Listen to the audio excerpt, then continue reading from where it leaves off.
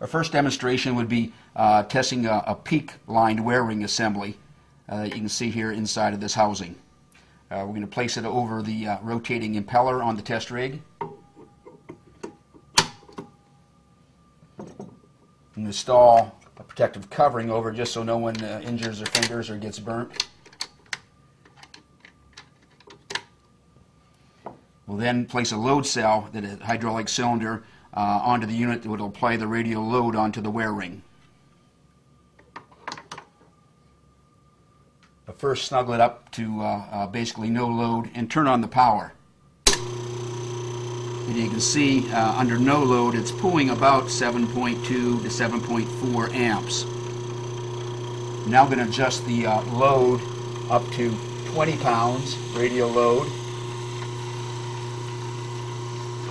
and see how long it takes for the unit to lose its diametral clearance.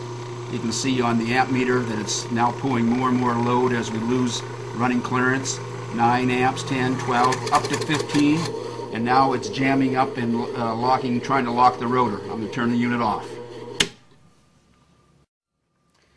We now have the rig reloaded with a CR6100 wear ring assembly. As you can see, the temperature's up a little bit from the prior run, but I'll start it up at no load. And again, we're drawing about 7.4 amps.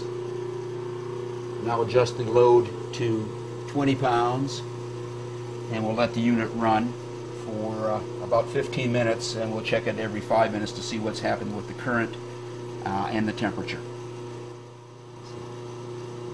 Right at 5 minutes, temperature's risen up to 117 degrees Fahrenheit, and the current draw is still right at 7.4 amps. So this is a duration of 5-minute run. We're right at 10 minutes running time. Frictional heating, the temperature's up to 140, and the current draw is still pretty nice and steady and holding right on there about 7.4 amps. So the unit's running pretty smooth.